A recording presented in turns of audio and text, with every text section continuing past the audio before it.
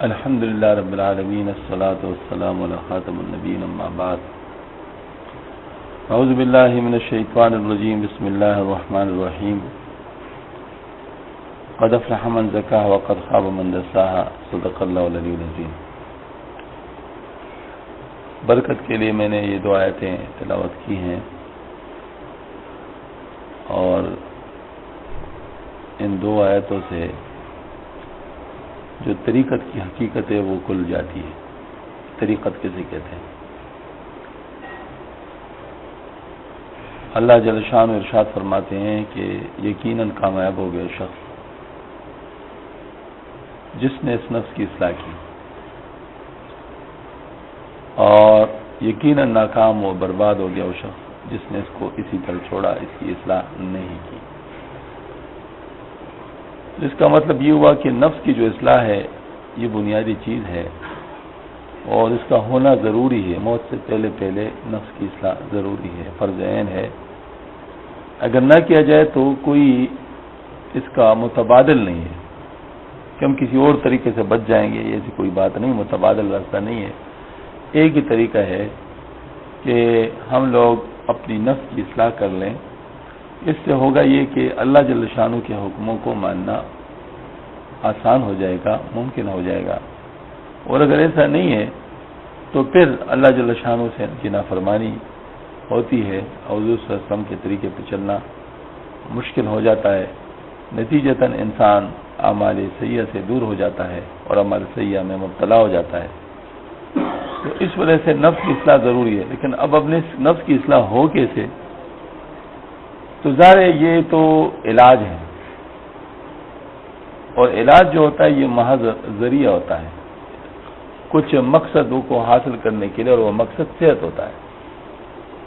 اب صحت جو ہے وہ ایک چیز ہے، لیکن جو علاج ہے، جو ذریعہ ہے، وہ ایک چیز نہیں ہے، وہ کئی ہو سکتے ہیں۔ مثال کے طور پر ایک شخص ہے، مرد ہے، بیمار ہو گیا، اس کا علاج الگ طریقے سے ہوگا۔ عورت بیمار ہوگی تو اس کا علاج دوسری طریقے سے ہوگا۔ دیہاتی ہے، اس کا علاج الگ ہو سکتا ہے، شہری کا علاج الگ طریقے سے ہو سکتا ہے، اور مطلب مختلف قسم کی چیزیں ہوتی ہیں۔ لوگوں کے مزاجوں میں فرق ہوتا ہے، لوگوں کے حالات میں فرق ہوتا ہے، تو اس وجہ سے علاج مختلف ہو سکتے ہیں، لیکن جو صحت ہے وہ ایک ہے۔ اب نظر 6x6 ظاہر ہے سب اس کو اسٹینڈرڈ مانتے ہیں کہ اس طریقے سے نظر ہونی چاہیے، لیکن اگر گڑبڑ ہو گئی تو مختلف وجوہات ہو سکتی ہے، اس کا علاج بھی مختلف ہو سکتا ہے۔ ٹھیک ہے نا؟ اب دل کا ایک نارمل اسٹینڈرڈ فارمیٹ ہے، اس کے مطابق دل کو کام کرنا چاہیے، لیکن اگر نہیں کر رہا تو پھر اس کی وجوہات بہت زیادہ ہو سکتی ہیں، اس کے علاج بھی بہت سارے ہو سکتے ہیں، اور ظاہر ڈاکٹروں کا فیلڈ ہے، وہ اسی کو جانتے ہیں۔ اس لحاظ سے ظاہر ہم اس مسئلے میں انہی کے اوپر ڈیپینڈ کرتے ہیں، انہی سے ہم پوچھتے ہیں، انہی کے پاس جاتے ہیں۔ اسی طریقے سے جو مطلب جو روحانی بیماریاں ہیں ان کے علاج کے لیے بھی ہم روحانی ڈاکٹروں کے پاس جاتے ہیں، پھر یہ انہی کا فیلڈ ہے، وہی اس چیز کو جانتے ہیں۔ تو اب یہ ایک روحانی ڈاکٹر ہے، ان سے ہم پوچھتے ہیں۔ یہ حضرت مولانا محمد اشرف علی تھانوی رحمۃ اللہ علیہ، یہ ایک روحانی ڈاکٹر تھے، اور بلکہ طریق کے مجدد بتاتے ہیں، مجدد ملت ان کو کہا جاتا تھا۔ تو اب ظاہر انہوں نے جو اپنی تحقیق دی ہے اس سے ہم فائدہ اٹھا سکتے ہیں الحمدللہ۔ تو ہمارے سامنے یہ ہے، اس وجہ سے آج ارادہ یہ تھا کہ اس کے بارے میں کچھ روشنی ڈالی جائے کہ یہ چیز ہے کیا، طریقت کیا چیز ہے، اس کی حقیقت کیا ہے۔ جب تک حقیقت معلوم نہیں ہوگا تو پھر حاصل کرنا مشکل ہو جاتا ہے، کیونکہ معلوم ہی نہیں کہ وہ چیز کیا ہے تو آپ کیسے ڈھونڈیں گے؟ اور اس کے لیبل میں آپ کو لوگ دھوکہ بھی دے سکتے ہیں، جب حقیقت معلوم نہیں ہو تو کوئی بھی آپ کو دھوکہ دے سکتا ہے۔ تو کم از کم حقیقت تو معلوم ہو نا کہ میں لینا کیا چیز چاہتا ہوں، میں لینا کیا چیز چاہتا ہوں۔ تو جب لینا طے ہو جائے گا کہ میں لینا یہ چیز چاہتا ہوں، تو پھر جگہ بھی طے ہو جائیں گی کہ کہاں سے وہ چیز اچھی مل سکتی ہے، اس کے بارے میں پھر انسان زیادہ بہتر فیصلہ کر سکے گا۔ تو یہاں پر یہ باتیں ضروری انشاءاللہ عرض کی جا رہی ہیں۔ فرمایا اس طریق کے متعلق چند ضروری امور مثل اصول موضوعہ کے ہیں، اگر تحقیقاً یا تقلیداً ان کا اعتقاد ان پر عمل رکھا جائے تو ہمیشہ کی پریشانی اور غلط فہمی اور کج روی سے بچا جا سکتا ہے۔ حضرت نے بھی اس کے بارے میں ہی فرمایا کہ یہ جو طریقت ہے اس کے بارے میں کچھ ایسی باتیں ہیں جو کہ اصولی موضوع کی طرح ہوتے ہیں، اصولی موضوع ہوتے ہیں کہ جو کہ انسان وضع کرتا ہے خاص مقاصد کے لیے کہ مجھے یہ مقصد زیادہ بہتر طریقے سے حاصل ہو جائے. یہ جو ہے نا مطلب یہ کہ اصول متعارف ہم لوگ ان کو کہتے ہیں کہ جو کہ پہلے سے معلوم ہو، یعنی اس کے علاوہ کوئی اور بات کی نہیں جا سکے. لیکن اصول موضوع ایک چیز کو حاصل کرنے کے لیے کچھ اصول وضع کیے جاتے ہیں جو ہم لوگ خود وضع کرتے ہیں، لیکن تجربہ کار لوگ جو وضع کرتے ہیں تو اس سے وہ چیزیں مقاصد زیادہ بہتر طریقے سے حاصل ہو جاتے ہیں. ٹھیک ہے نا. جیسے اب کوئی چند ڈاکٹر مل کے صحت کو حاصل کرنے کے اصول موضوع بنا رہے کہ آپ کس طریقے سے رہن سہن کریں. جیسے ڈائٹنگ کے بارے میں، اب کھانا کیسے کھایا جائے، اس کے اندر کیا کیا ہونی چاہیے. اب ڈاکٹر لوگ ہمیں اپنا ریسرچ دے دے تو ہم لوگ کہیں گے یہ بڑا اچھا ہے، مطلب ظاہر اس سے فائدہ مل رہا ہے. اول ہر مطلوب میں کچھ مبادی ہوتے ہیں، یعنی کچھ بنیادی چیزیں ہوتی ہیں، کچھ مقاصد، کچھ زوائد اور کچھ توابع ہوتے ہیں. یعنی مقاصد جس چیز کو حاصل کرنا چاہتے ہیں، جو ہمارا مقصد ہے، اور کچھ زوائد جو اس کے ساتھ ویسے ہی شامل ہو جاتے ہیں، جس کو ہم سائیڈ ایفیکٹس کہتے ہیں. جیسے دوائی کھاتے ہیں نا، تو دوائی جو ہے نا آپ کھاتے ہیں ایک مقصد کے لیے، ہاں جی، وہ اس کا مین ایفیکٹ ہوتا ہے، لیکن اس کے ساتھ سائیڈ ایفیکٹ بھی ہوتا ہے. اب ڈائزوفام ہے، اس کا جو مین ایفیکٹ ہے وہ دل ذہن کو سکون دینا ہے، سائیڈ ایفیکٹ اس کے ساتھ نیند بھی آ جاتی ہے. اب بعض لوگ اس کو سائیڈ ایفیکٹ کے لیے استعمال کرتے ہیں نا، ہاں جی، تو ظاہر مریض ہو جاتے ہیں. اسی طریقے سے جو ہے نا مطلب یہ ہے کہ کوئی بھی دوائی ہوتی ہے اس کا ایک مین ایفیکٹ ہوتا ہے، لیکن اس کے ساتھ کچھ سائیڈ ایفیکٹ بھی ہوتے ہیں. تو جو زوائد ہے اس کا مثال سائیڈ ایفیکٹ کی طرح ہے، اور توابع کچھ چیزیں ایسی ہوتی ہیں جو اس کے ساتھ ساتھ خود بخود وہ آتی ہیں، توابع ہوتی ہیں اس کی، یعنی زوائد اور توابع.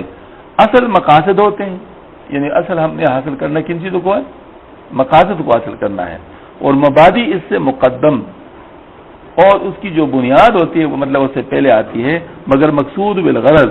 لیکن یہ جو ہے نا مطلب یہ ہے کہ مقصود بالغرض ہوتی ہے کہ وہ خاص مقصد کو حاصل کرنے کے لیے ہوتی ہے. مطلب یوں سمجھ لیجئے کہ اس مقصد کو حاصل کرنے کے لیے کوئی بنیاد تو ہوگا نا، تو اگرچہ وہ اس سے مقدم ہے لیکن وہ اس مقصد کو حاصل کرنے کے لیے بذات خود مقصود نہیں ہے. ہاں، بذات خود مقصود نہیں ہوتی. تو اسی طریقے سے اب جو ہے نا مطلب یہ ہے کہ بذات خود مقصود تو نہیں بعض چیزیں ہوتی ہیں، لیکن وہ اس کا پہلے سے خیال رکھنا ہوتا ہے تاکہ مجھے وہ مقصد حاصل ہو جائے. اور زوائد اس سے مؤخر، اور زوائد اس کے بعد آتی ہیں، خود بخود آتی ہیں، مگر وہ غیر مقصود ہوتی ہیں. اسی طرح اس طریق میں بھی بعض مبادی ہیں، یعنی بعض جو ہے نا بنیادی باتیں ہیں، بعض اس کی یوں سمجھے سے شروع ہوتا ہے، اس سے ابتدا ہوتی ہے، اس سے سٹارٹ ہوتا ہے.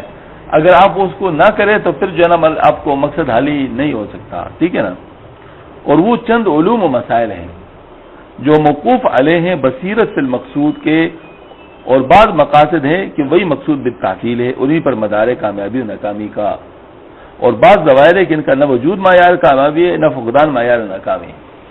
یہ حضرت نے 3 چیزوں کے بارے میں فرمایا. اب اس طریقت کے ساتھ متعلقہ کچھ بنیادی مسائل ہیں جن کا جاننا ضروری ہے. تو مبادی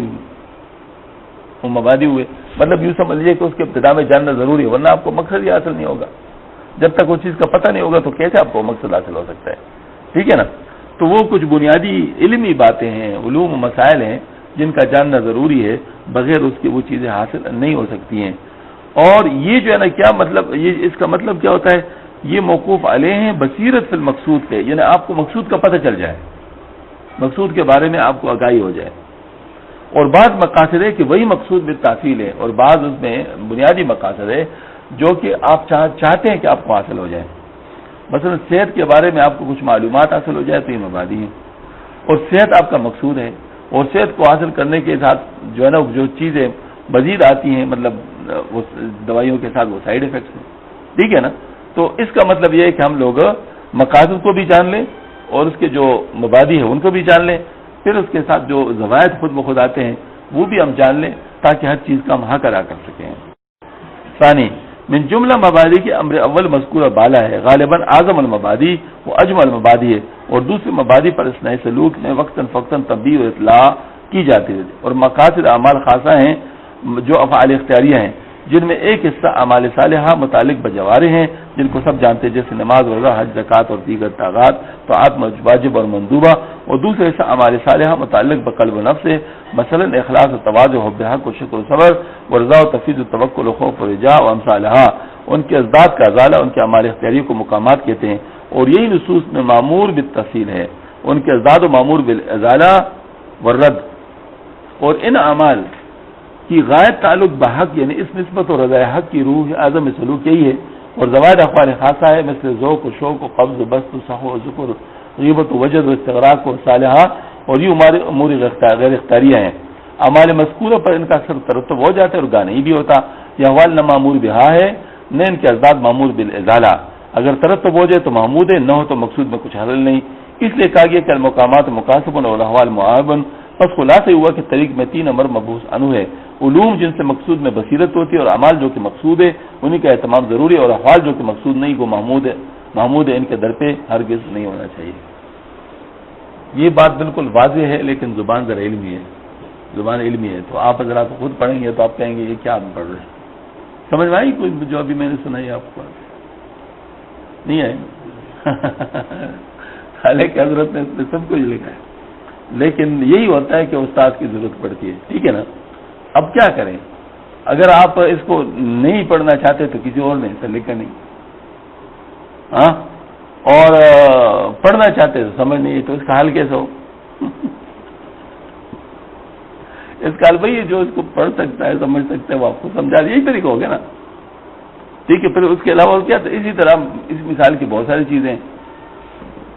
تو جب لوگ کہتے ہیں ہم کتابوں سے سب کچھ کر لیں گے، تو پھر دیکھ لیں کتاب تو ہمارے سامنے ہے نا، پھر سب کچھ کر لیں، ہاں جی، سب کچھ کیسے کیا جا سکتا ہے؟ فرمایا کہ جو مبادی ہے وہ تو یوں سمجھ لیجئے کہ لازمی ہے، اس کے بغیر آپ کو مقصد کی آگاہی نہیں ہو سکتی، مقصد کا آپ کو پتہ نہیں چل سکتا، لہذا وہ علوم اور معارف جو اس سے متعلق ہے ان کا جاننا ضروری ہے، بغیر اس کے آپ اس کو سمجھیں گے نہیں، لہذا آپ کو پتہ ہی نہیں چلے گا۔ تو یہ چیز تو لازم ہے، اس وجہ سے اس کے بارے میں تھوڑے بہت بتایا جاتا ہے۔ یہ جو ہم نے جوڑ کیا ہے کس مقصد کے لیے؟ آخر جوڑ کا مقصد کیا ہے؟ کام تو اب اپنی اپنی جگہ پہ کریں گے نا، لیکن جوڑ کا مقصد کیا ہے؟ اس جوڑ کا مقصد یہ ہے کہ آپ ان چیزوں کو جان لیں جن کا جاننا اس میں ضروری ہے، یہی نا، اور پھر آپ وہ کام کر لیں جس سے اس کا ماننا آسان ہو جائے، ٹھیک ہے نا؟ یہی آپ کر رہے ہیں، تو جوڑ ہمارا اسی مقصد کے لیے۔ تو یہاں پر بھی جو اعظم المبادی ہے وہ یہی علوم، یعنی جو سلوک کے جو علوم ہیں اور معارف ہے، ان کو ہم نے حاصل کرنا ہے تاکہ ہم لوگ کم از کم اپنے جو مقصود چیزیں ہیں اس کے بارے میں معلوم کر لیں۔ پھر ہمارا مقصود کیا ہے؟ وہ کچھ اعمال ہیں جو اختیاری اعمال ہیں جو ہمارے اختیار میں ہیں۔ اللہ جل شانہ نے ارشاد فرمایا لا یکلف اللہ نفسا الا وسعها، جس چیز کے اللہ پاک مطلب جس چیز ہمارے اختیار میں نہیں ہو اس کے اللہ پاک نے ہمیں حکم ہی نہیں دیا۔ اللہ پاک نے کسی کو بھی مکلف نہیں کیا ان اعمال کا جن کو پورا نہیں کر سکتا۔ مثلا میں آسمان پہ نہیں چڑھ سکتا ہوں، تو کہیں پر بھی حکم نہیں ہے کہ تم آسمان پہ چڑھ جاؤ۔ ہوا میں نہیں اڑ سکتا، تم کسی نے بھی نہیں کہا کہ آپ ہوا پہ اڑے، ٹھیک ہے نا؟ کرامت میرے قبضے میں نہیں ہے، لہذا کسی بھی کتاب میں نہیں ہے کہ آپ ضرور صاحب کرامت ہو جائے، کہیں پر ہے؟ تو یہ اس کا مطلب یہ ہوا کہ جو چیزیں مقصود ہیں وہ تو اختیاری ہیں، جو چیزیں اختیاری نہیں ہیں اس کا مطالبہ نہیں۔ جو چیزیں مقصود ہیں وہ تو اختیاری ہیں، اور جو چیزیں غیر اختیاری ہیں اس کا مطالبہ نہیں۔ اب شیطان کیا کرتا ہے؟ شیطان یہ کرتا ہے کہ جو چیز آپ کے اختیار میں اس میں آپ کو سست کر دیتے ہیں، جو آپ کے اختیار میں آپ حاصل کر سکتے ہیں، لیکن وہ آپ سے چھپا دیتا ہے اور اس کا وزن آپ کی نگاہوں میں کم کر دیتا ہے۔ بھائی یہ نماز تو ہر ایک پڑھتا ہے، روزہ رکھنا یہ تو ہر ایک کرتا ہے، بھائی کام تو ایسا ہو جس کو ذرا تھوڑا سا پتہ تو چلے نا کہ کچھ کام کیا ہے۔ اب وہ آپ کے اختیاری میں نہ ہو تو پھر کیا کریں آپ؟ اللہ پاک کا تو مطالبہ نہیں، تو کسی اور کا مطالبہ کیوں ہے؟ پھر جب اللہ کا مطالبہ نہیں تو آپ سے دوسرا کون مطالبہ کر سکتا ہے؟ ٹھیک ہے نا. تو اب یہی والی بات ہے کہ ہم لوگوں کو اس بات کا علم چونکہ نہیں ہوتا، نتیجتاً گمراہی میں پڑ جاتے اور ہم ان چیزوں کو حاصل کرنا چاہتے جن کا مطالبہ نہیں، اور ان چیزوں کو چھوڑ رہے ہوتے جن کا مطالبہ ہے. ٹھیک ہے. مجھے آپ بتا دیں کہ تکبر کو دور کرنے کا مطالبہ ہے یا نہیں ہے؟ مطالبہ ہے نا. تو یہ جب مطالبہ ہے تو اس کا مطلب اس کو حاصل کیا جا سکتا ہے. ان تکبر کو نکالا جائے، کیوں؟ مطالبہ ہے. جب مطالبہ ہے تو ظاہر دور بھی کیا جا سکتا ہے. جب لا یکلف اللہ نفسا الا وسعها آپ کو سمجھ آ گیا کہ اللہ پاک نے کسی ایسی چیز کا ہمیں مطلب وہ نہیں بنایا مکلف جو ہم نہیں کر سکتے ہوں، تو اس سے پتہ چل گیا کہ جن کا مطالبہ ہے تو اس کا مطلب ہے کہ وہ کیا جا سکتا ہے. کوئی بھی ایسی چیز نہیں ہوگی پھر وہ جس کو کیا نہیں جا سکتا ہو. تو تکبر کو دور کرنا ممکن، حسد کو دور کرنا ممکن، ریا کو دور کرنا ممکن، خشوع کو حاصل کرنا ممکن، اخلاص کو حاصل کرنا ممکن، تواضع کو حاصل کرنا ممکن. یہ ساری چیزیں ممکن ہیں، تبھی تو اس کا مطالبہ ہے. اور مطالبہ بڑا شدید ہے. مطالبہ بھی کوئی معمولی مطالبہ نہیں ہے کہ چلو ہو گیا تو ہو گیا، نہیں ہوا تو نہیں ہوا، آپ آ جائے چلو کوئی بات نہیں، آپ آ جائے آپ کو مل جائے گا. نہیں، ایسی بات نہیں. مطالبہ بڑے شدید ہے. مثلا تکبر کے بارے میں فرماتے ہیں کہ کوئی آدمی اس وقت تک جو ہے نا مطلب یہ وہ نہیں ہو سکتا، اس وقت تک جو ہے نا مطلب وہ آدمی جو ہے نا وہ نہیں ہو سکتا، یعنی جنت میں نہیں جا سکتا جب تک اس کے دل میں رائب اور تکبر بھی ہو. اب اندازہ کریں. حسد کے بارے میں فرمایا کہ یہ حسد ایسی نیکیوں کو کھاتی ہے جیسے کہ لکڑی کو آگ کھاتی ہے. اب دیکھتے مطالبہ بڑا شدید ہے. ریا کے بارے میں 3 بڑے لوگوں کو جہنم رسید کیا جائے گا. اللہ پاک معاف فرمائے. عالم کو، سخی کو اور شہید کو. اب اندازہ کریں ان سے بڑا مقام کوئی لا سکتا ہے؟ عالم سے بڑا مقام یا سخی سے بڑا مقام یا شہید سے بڑا مقام کوئی لا سکتا ہے؟ اگر ان کو جہنم رسید کیا جاتا ہے اس بنیاد پر کہ ان کے اندر اخلاص نہیں تھا، تو ہم لوگ کس شمار و قطار میں ہیں؟ تو اس کا مطلب یہ ہوا کہ اللہ جل شانہ نے اس کام میں مکلف بھی کر دیا، مطالبہ بھی ہے اور مطالبہ بڑا شدید بھی ہے.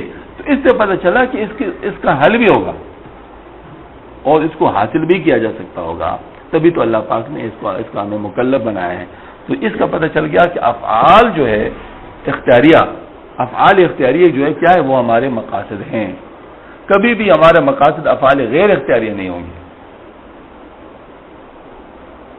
کبھی بھی افعال غیر اختیاریہ، مثلا کسی کو اچھا خواب آ جائے یہ مطلوب نہیں ہے، کسی کو کشف ہو جائے یہ مطلوب نہیں ہے،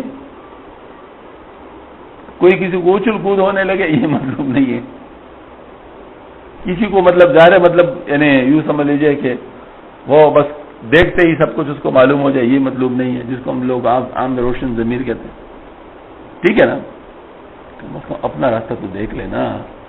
اتنا تو معلوم ہے، اتنا تو ہے، لیکن یہ بات ہے کہ میں اس کے دل میں کیا ہے یہ مجھے معلوم ہو جائے یہ مطلوب نہیں ہے.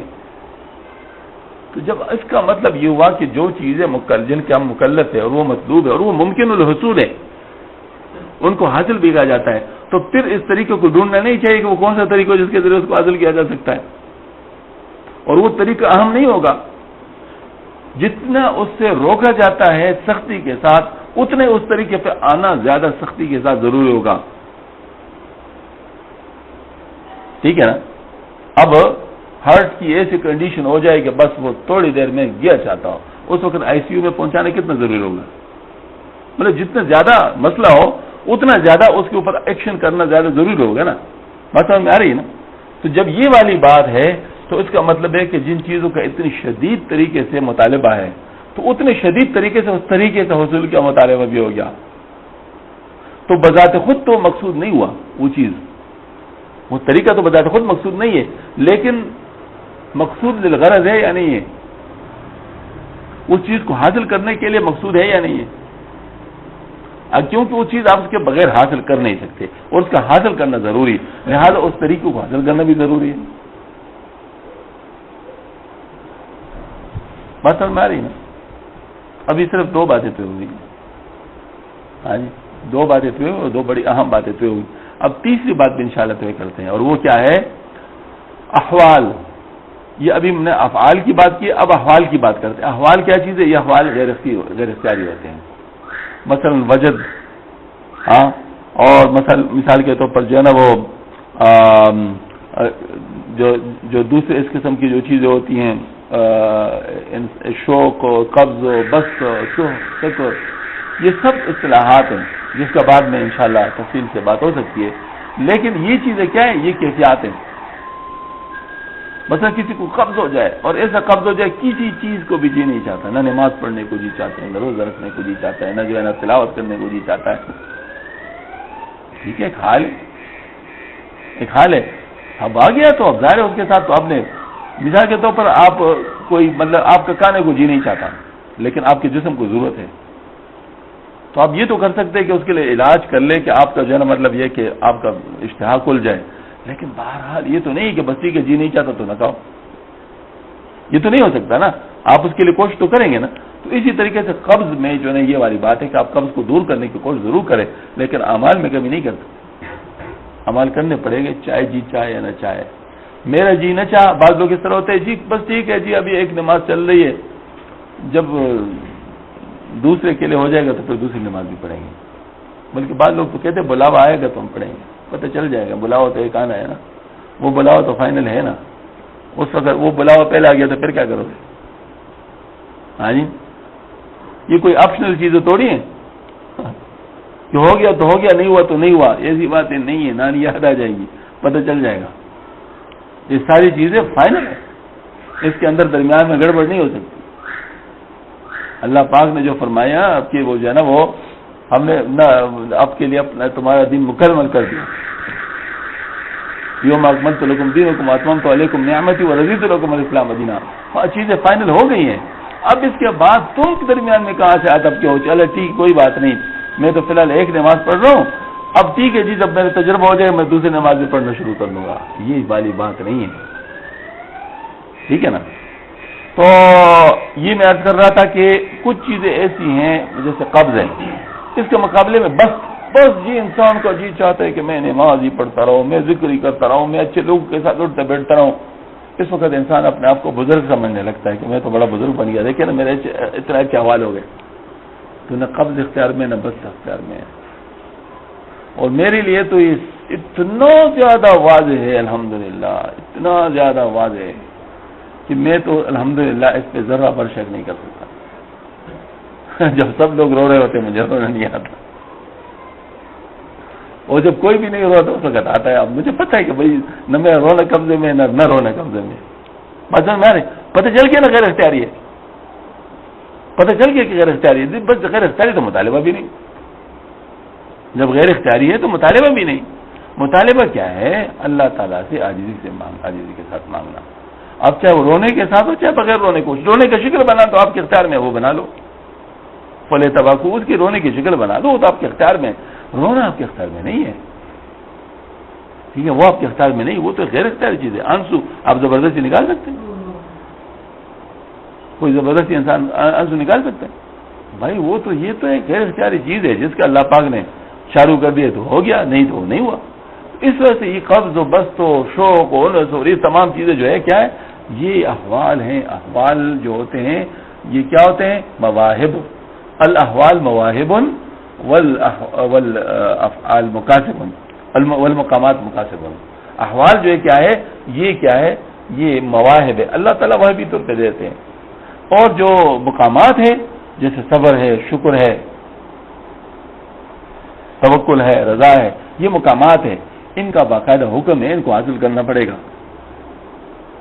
صبر کا حکم ہے چاہے آپ کا جی چاہے نہ چاہے، صبر کا حکم ہے، شکر کا بھی حکم ہے، توکل کا بھی حکم ہے، رضا کا بھی حکم ہے، ہاں اخلاص کا بھی حکم ہے. ان چیزوں کو حاصل کرنا پڑے گا، ٹھیک ہے نا. تو یہ مقامات جو ہے وہ مقاصد ہیں. بس اس خلاصہ اس کا یہ ہوا کہ تین چیزیں آ گئی، ساری کی ساری تین چیزیں ہو گئی. کچھ علوم ہیں وہ مبادی ہیں، بیسکس جس کو ہم کہتے ہیں، کیا کہتے ہیں؟ بیسکس. ہاں یہ مبادی ہیں، علوم. اور دوسری طرف کچھ افعال اختیاریہ ہیں جو آبجیکٹیوز ہیں، مقاصد ہیں، ان کو حاصل کرنا. اور تیسری چیز وہ ایسی چیز جو ساتھ ایسوسیٹڈ ہے، جو ساتھ ہی آ جاتی ہیں، جس کے اوپر ہمارا اختیار نہیں، آنے پر بھی اختیار نہیں، لانے اور بگانے پر بھی اختیار نہیں. دونوں چیزوں کا اختیار نہیں ہے. لہذا ہمارا کام یہ ہے کہ جو اختیاری چیزیں اس میں کام کریں ان کو حاصل کر لیں. اس کے لیے جو بیسکس ہیں ان کو بھی حاصل کر لیں, کیونکہ ان بیسکس کے بغیر پتہ ہی نہیں چلے کہ حاصل کیا کرنا ہے. تو پھر اس کے پروسیجر کو تلاش کرنا پڑے گا. پروسیجر جو لوگ بتائیں گے تو ظاہر مطلب یہ کہ ان کے پاس جانا پڑے گا اور ان کے ساتھ مطلب اس مقصد کے لیے تعلق بنانا پڑے گا. پھر اس کے بعد انشاءاللہ گاڑی چل پڑے گی. تیسرا, یہ قواعد کلیہ ہیں, باقی جزیات کا ان پر انطباق اس میں ابتدا میں شیخ کی ضرورت ہے کہ اس کا درجہ طبیب کا سا ہے اور طالب کا درجہ مریض کا سا ہے. طبیب سے اپنا حال کہا جاتا ہے, وہ نسخہ تجویز کرتا ہے, اس کا استعمال کر کے اس کو اطلاع دی جاتی ہے, وہ پھر جو رائے وہ دیتا ہے اس پر عمل ہوتا ہے. اسی طرح سارا سلسلہ جاری رہتا ہے تا حصول صحت. اسی طرح سلوک میں بھی دو امر ہیں, اطلاع اور اتباع, تا حصول مقصد یعنی رسوخ نسبت. یہ دیکھ لیں یہاں پر کیا فرمایا, چیزیں تو یہ تین ہی ہیں, لیکن یہ چیزیں کیا ہے, یہ قواعد کلیہ ہیں. قواعد کلیہ ہیں. اس کے بعد جو اس کے اوپر جو جزیات ہیں کہ اس میں کون سی چیز کیا ہے, کون سی چیز کیا ہے, کتنا ہے اور اس کے بارے میں کیا کرنا چاہیے, یہ ڈیٹیلز ہیں. اس کو ہم جزیات کو کیا کہتے ہیں, ڈیٹیل. تو یہ ڈیٹیلز ہیں. تو ان ڈیٹیلز کے بارے میں ہم لوگ نہیں جان سکتے کیونکہ ہر چیز کی اپنی ڈیٹیلز ہوتی ہیں. ایک دفعہ ایک ڈاکٹر سے وہ بات ہوئی, یہ سائیکیٹری کا مسئلہ تھا, تو ان سے میں نے کہا کہ بھئی آپ لوگ جو ہے نا وہ جو سائیکیٹری کے جو مسائل جو ٹریٹمنٹ ہوتے ہیں, ٹیبلٹس ہوتی ہیں جو اس قسم کا دیتے ہیں, تو بعض دفعہ ہمیں بھی ضرورت پڑ جاتی کہ لوگ ہمارے پاس آتے ہیں, اس میں تھوڑی بہت میڈیکیشن کی ضرورت ہوتی ہے. تو آپ اس کے بارے میں بتائے تاکہ مطلب لوگ اس کے بارے میں بتا سکیں. تھوڑی دیر سوچ کر اس نے کہا یہ ناممکن ہے. میں نے کہا کیوں؟ کہتے بہت ساری چیزوں کے ساتھ ملا ہوا ہے. اب بلڈ پریشر کے ساتھ بھی ہے, شوگر کے ساتھ بھی ہے, پلس کے ساتھ بھی, ہارٹ کے ساتھ بھی ہے, کڈنیز, مطلب تمام چیزوں کے ساتھ وہ جو بھی ہوں گے بتا. اب آپ کو ڈیٹیلز کا پتہ نہیں ہوگا تو آپ کیسے فیصلہ کریں گے؟ ممکن ہے غلط فیصلہ کر لے تو اس کا آپ کو نقصان ہو. لہذا میرا خیال میں آپ اس کو نہ کریں. اس کا ایک طریقہ یہ ہے کہ آپ اس کا سائیکالوجیکل سائڈ اپنے ساتھ پہ رکھیں, لیکن سائیکیٹرک سائڈ جو ہے نا وہ ڈاکٹر کے پاس ہی رکھیں, یہ زیادہ بہتر ہے. میں نے کہا مجھے آپ کا مشورہ بہت پسند آیا, لیکن بے عین ہی یہ چیز ہمارے یہاں بھی ہوتا ہے. اس میں پھر آپ کی بات نہیں چلے گی. بات سمجھ آ رہی نا؟ یعنی اس کے ڈیٹیلز آپ کے ساتھ ہیں کیونکہ آپ اس کے ماہر ہیں, تو اس دوسری چیز کے ڈیٹیلز پھر ہمارے ساتھ ہیں. مطلب ظاہر جو بھی اس کے ساتھ متعلقات ہوتے ہیں وہ پھر اس کے ساتھ ہوتے ہیں, تو پھر آپ اپنی طرف سے اس میں فیصلہ نہیں کر سکتے. تو اس کے بعد سمجھ میں آ جائے. بس ہمیں یہ چیزیں ہوتی ہیں, ڈیٹیلز جو ہوتی ہیں یہ ایکسپرٹ کے علاوہ کوئی نہیں کر سکتا. ڈیٹیل مطلب یہ کوئی سمپل قسم کا, یہ تو ہو سکتا ہے جیسے ہیضہ آ گیا ہو. اب ہیضہ آ گیا ہو, ڈاکٹر کم ہو, تو ڈاکٹروں کی بورڈ بیٹھ جائے اور کہیں گے بھئی کمپاؤنڈر کو کیا بتایا جائے کہ بنیادی چیزیں ہیں کہ یہ علامات ہیں ہیضہ کی اور یہ اس کی دوائی ہے اور یہ دے دیا کرو, بس اس سے زیادہ کچھ نہیں. موٹی موٹی علامات بتا دو, اگر کوئی کمپلیکیشن ہو تو پھر ڈیٹیلز کے لیے پھر ڈاکٹر کے پاس. لیکن ڈاکٹر توڑے ہیں اور ہیضہ تو اس میں وبا آ جائے تو پھر تو مریض کی مریض. ہاں اس وقت ان ڈاکٹر کہاں ہوں گے؟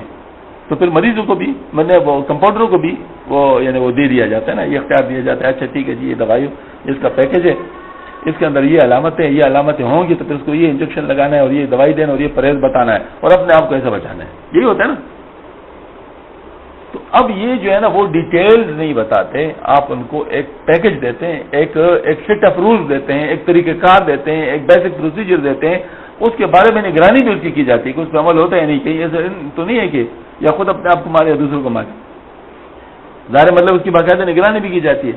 اسی طریقے سے کچھ چیزیں ہوتی ہیں جو سمپل عوام کے سمجھ میں آ سکتی ہوں, اور ہر وہ آدمی عوام ہے, یہ بھی یاد رکھیے, جو اس فن کو نہیں جانتا ہو. مثلا ڈاکٹروں کے لیے سارے لوگ عوام ہے جو ڈاکٹر نہیں ہے نا ڈاکٹر صاحب, چاہے وہ بہت بڑا انجینئر کیوں نہ ہو, وہ عوام ہے یا نہیں ہے؟ اسی طریقے سے کسی بھی فن کو لے لو, اس کے لیے باقی لوگ جو ہوتے ہیں وہ عوام ہوتے ہیں. اس فن کے علاوہ جو لوگ ہوتے ہیں وہ سارے عوام ہوتے ہیں. اس میں یہ تخصیص نہیں ہوتا ہے کہ وہ فلاں تو یہ اتنا بڑا اسکالر ہے. بھائی اسکالر ہے لیکن اس میدان میں اسکالر ہے نا, اس میں دائمی اسکالر، اس میں تو عام ہے. ٹھیک ہے، تو عوام کے لیے جو فارمولے ہوتے ہیں وہ سب کے اوپر لاگو ہوتا ہے. تو اب اس فن میں جو ڈاکٹر بھی آئے گا تو وہ عوام ہوں گے. سارے مطلب جب اس اسلام والی لائن پہ کوئی آئے گا تو جب تک وہ اس کا وہ نہیں بنے گا اس وقت تک وہ عوام کے زمرے میں آئے گا نہیں آئے گا. اسی طرح کوئی بھی ہو. یہ تو ڈاکٹر کی میں نے مثال اس لیے دی کہ ڈاکٹر کی بات ڈسکس ہو رہی تھی، ورنہ سب لوگ جتنے بھی فن کے ماہرین ہیں وہ دوسرے فن میں عوام ہوتے ہیں. فزسٹ جو ہوتا ہے وہ کیمسٹری میں عوام ہوتا ہے، اور جو ہے نا مطلب کیمسٹ جو ہوتا ہے وہ فزکس کے معاملے میں عوام میں آتا ہے. جب آپس میں ان کا مقابلہ ہوتا ہے تو پھر جو ہے نا وہ کہتے ہیں بھائی تم کیا جانو، یہ کیمسٹری کا فیلڈ ہے، میرا فیلڈ ہے، اس میں جو ہے نا مطلب آپ کی بات ہے. اور وہ ٹھیک کہتا ہوتا ہے، ٹھیک ہے نا، کیونکہ کچھ چیز ایسی ہوتی ہے جو ان کے سمجھ میں نہیں، کیوں ڈیٹیلز کے ساتھ تعلق رکھتی ہے. ٹھیک ہے نا، اور یہ بھی معلوم نہیں ہوتا کہ ڈیٹیلز کی ضرورت کب پیش آتی ہے، یہ کوئی پتہ نہیں ہوتا. جیسے اس ڈاکٹر نے مجھے بتایا کہ آپ کو میں بتا دوں گا لیکن اس میں یہ مسائل ہیں. تو جہاں پر بھی مسائل ہوتا ہے پھر آپ اس کو سمپلیفائی کرتے ہیں، لیکن وہ جو سمپلیفائڈ ورژن ہوتا ہے وہ جو ہوتا ہے مطلب وہ ماہرین ہی تیار کرتے ہیں اور اس کی نگرانی بھی کی جاتی ہے. ٹھیک ہے، تو یہاں پر بھی یہ والی بات ہے کہ جو شخص بھی اس راستے پہ آنا چاہتا ہے وہ اس کے ماہر کے پاس جائے گا، وہ اس کے ماہر کے پاس جائے گا. جب ماہر کے پاس جائے گا تو کیا کرے گا؟ دو باتیں اس کے ساتھ لازمی ہوں گی. ایک تو اس کو اپنے حالت کی اطلاع کروائے گا، میری کیا حالت ہے. وہ دوسرا شخص اس کے حال کے مطابق تجویز کرے گا. دو باتیں ہوں گی. اب کیا بات ہے، وہ پھر دیکھے گا کہ وہ اس کے اوپر عمل کرے گا، تجویز پر عمل کرے گا، پھر اس سے کچھ احوال پیدا ہوں گے، پھر اس کو اطلاع کرے گا، اور اسی طریقے سے انٹریکشن ہوگی. اور انٹریکشن کا پروسیجر وہ ماہر بتائے گا. یہ نہیں کہ وہ اس کے گھر کے سامنے بیٹھ جائے کہ 5 منٹ کے بعد میرے یہ حال ہے، 10 منٹ کے بعد میرے یہ حال ہے. جب بھی کسی سے کوئی چیز لیا جاتا ہے تو اس کے شرط پہ لیا جاتا ہے، اپنے شرط پہ نہیں. جب بھی کسی بھی ڈاکٹر سے آپ کوئی چیز لیتے ہو تو کیا ڈاکٹر کے شرط پہ لیتے ہو یا اپنے شرط پہ لیتے ہو؟ وہ ڈاکٹر کہتے ہیں میں اس وقت فارغ ہوں کہ میرا پرائیویٹ ٹائم ہے، آپ جا سکتے ہو اس کے بعد؟ نہیں جا سکتے. ظاہر مطلب وہ اس کا پرائیویٹ ٹائم ہے، ٹھیک ہے، ظاہر اس نے پرائیویٹ کام کو بھی تو کرنا ہے نا. تو ایسی صورت میں وہ جو ہے نا وہ آپ کو انٹرٹین نہیں کرتے. وہ کہتے ہیں میرا کلینک کا ٹائم ہے، اس میں آپ آئیں گے، پہلے اپوائنٹمنٹ لیں گے، کیونکہ مجھ سے دوسرے لوگ بھی میرے پاس آتے ہیں. اب وہ کہیں نہیں جی میرا کام بڑا ہے. کہتے ہیں یہ فیصلہ کرنے والا تو کون ہے؟ تیرے کام بڑا ہے، باقی لوگوں کا کام آپ کو کیا پتا کہ کس کا کیا کام ہے. تو اس کا مطلب یہ ہے کہ جو بھی جس سے بھی لیا جاتا ہے اس کے شرط پہ لیا جاتا ہے، اپنے شرط پہ نہیں لیا جاتا. جو اپنے شرط پہ لینا چاہتے ہیں وہ محروم رہتا ہے، ہمیشہ کا قانون. جو اپنے شرط پہ لینا چاہتے ہیں وہ محروم رہتے ہیں. امام مالک رحمۃ اللہ علیہ سے ہارون رشید نے کہا میرے شہزادوں کو آپ پڑھائیں. نے کہا ٹھیک ہے، آپ تشریف لائے ہمارے ہاں. فرمایا ممکن نہیں، میں تو مدینہ منورہ سے نکلتا نہیں. اچھا تو پھر آپ کے درس میں بھیج دیں، لیکن ان کو آپ علیحدہ پڑھوائیں. فرمایا ممکن نہیں، علم کے لحاظ سے سب برابر ہیں، اگر سب کے ساتھ بیٹھ سکتے تو بیٹھ جائے، نہیں تو میرے پاس وقت نہیں. ان کے لیے علیحدہ وقت میرے پاس نہیں ہے. صاف انکار کر دیا. بادشاہ کو مجبور ہونا پڑا کہ اپنے شہزادوں کو امام مالک رحمۃ اللہ علیہ کے درس میں بغیر کسی امتیاز کے بھجوایا، کیونکہ اس کو پتہ تھا کہ انہوں نے نہیں ماننا. ٹھیک ہے نا. وجہ کیا تھی؟ اس کی اصلاح کرنی ضروری تھی کہ بھائی یہ جو ہے نا یہ والی بات کہ جب بھی آپ مانگیں کہ کسی سے بھی مانگیں گے تو اس کے شرط پر مانگیں گے، اپنے شرط پر نہیں. جب آپ نے اپنے شرائط طے کروانی شروع کر دی تو پھر اس کا مطلب محرومی کا دل شروع ہو گیا. کیوں؟ ایسے مصلح کے اوپر آپ جبر اگر کریں گے تو اس کا دل آپ کے ساتھ نہیں ہوگا، اور یہ کام ذہن کا ہے نہیں. جب دل آپ کے ساتھ نہیں ہوگا، ذہن کا ہے نہیں، تو آپ اس کا زیادہ سے زیادہ ذہن کو تو کنٹرول کر سکتے ہیں، دل کو تو نہیں کنٹرول کر سکتے. دل کے بارے میں تو آپ صلی اللہ علیہ وسلم نے بھی ارشاد فرمایا یا اللہ میں جہاں تک میرے اختیار میں سب کے اور سب بیویوں کے درمیان عدل کرتا ہوں، لیکن دل کا معاملہ تیرے سپرد ہے، اے اللہ اس پہ میرا قابو نہیں ہے. دل کس کی طرف مطلب یعنی وہ جھکتا ہے، یہ تو تیرے قبضے میں، یہ تو اس میں میں کچھ نہیں کر سکتا. یہ میرے لیے غیر اختیاری ہے، لیکن معاملہ سب کے ساتھ اختیاری طور پہ جو ہوگا وہ سب کے ساتھ برابر ہوگا. تو یہ بتا دیا نہیں بتایا. تو یہ معاملہ جو ذہن کا ہے نہیں، تو اب مجھے بتا دیں کہ آپ اس کا دل اب جب تک آپ نے نہ لیا ہو اس وقت تک آپ کو کیسے فائدہ ہوگا؟ دل آپ کا تب آپ لے سکیں گے جب اس کے اصولوں پہ چلیں گے، جب اس کے طریقے پہ چلیں گے، جب وہ جیسے بتائیں گے اس طریقے پہ کریں گے تو پھر جو ہے وہ ہوگا. تو یہ باتیں بہت ضروری ہیں. بعض چیزیں اس میں ایسی ہوتی ہے کہ وظیفہ ایک ہوتا ہے، لیکن دیتے وقت جو دینے والے کی قلبی کیفیت ہے اس کے ساتھ ساتھ ٹرانسفر ہو رہی ہوتی ہے. اب بتا دو اس کو پھر کوئی کیا کر سکتا ہے؟ اس کے ساتھ جو اس کی قلبی کیفیت ٹرانسفر ہو رہی ہے، جو اس کو یا انہینس کر رہی ہے یا پھر گرا رہی ہے، تو ایسی صورت میں تو پھر نتیجے تو مختلف آئے گا نا، نتیجہ مختلف آئے گا. تو لہذا جب دل لینے والی بات ہے تو پھر انہی کے اصول پہ کرنا ہوگا. جیسے اصول پہ کر لے اسی طریقے، اور وہ اصول بے شک آپ کو کتنے ہی کمزور نظر کیوں نہ آئے لیکن ملے گا انہی اصولوں پر. کیوں؟ اللہ تعالیٰ کی مدد اس میں شامل ہوتی ہے، اللہ تعالیٰ کی مدد اس میں شامل ہوتی ہے. اگر طریقے سے کام کیا جائے تو لاکھوں کا کام بن سکتا ہے، بے طریقے کا کام کیا جائے تو 2 کا بھی نہیں بن سکتا. خواجہ معین الدین چشتی اجمیر رحمۃ اللہ علیہ کے ہاتھ میں 90 لاکھ لوگ مسلمان ہوئے تھے نا. 90 لاکھ لوگوں تک آج کل کے دور میں بات پہنچانا مشکل ہے. آج کل کے دور میں صرف بات پہنچانا. مجھے بتایا 90 لاکھ لوگوں کو کیسے بات پہنچائیں گے؟ سب کو جمع کرنا ممکن ہے؟ آپ ان کو ریڈیو کے سامنے بٹھا سکتے ہیں؟ سب کو ٹی وی کے سامنے بٹھا سکتے ہیں 90 لاکھ لوگوں کو؟ بھائی کیا ہے، چوچو کا مربع ہے، پتہ نہیں کوئی کہاں ہے کوئی کہاں ہے، کیسے آپ کریں گے؟ آج کل کے دور میں ممکن نہیں ہے تو اس دور کے اندر کیسے ممکن ہو گیا؟ مجھے بتا دیں آپ، یہ کیسے ممکن ہوا؟ اللہ کی مدد تھی نا. تو اللہ کی مدد کے بغیر یہ کام نہیں ہو سکتے. اور جب اللہ کی مدد ہوتی ہے تو پھر ایسا ہوتا ہے. آپ صلی اللہ علیہ وسلم کے دور میں جتنے بھی غزوات ہوئے ہیں دونوں طرف سے صرف 1400 لوگ کام آئے ہیں. ان میں مسلمان جو شہید ہوئے وہ بھی شامل ہے، جو کفار مر گئے وہ بھی شامل ہے. 1400 کے لاسٹ پر اتنی بڑی اچیومنٹ کوئی تصور کر سکتا ہے؟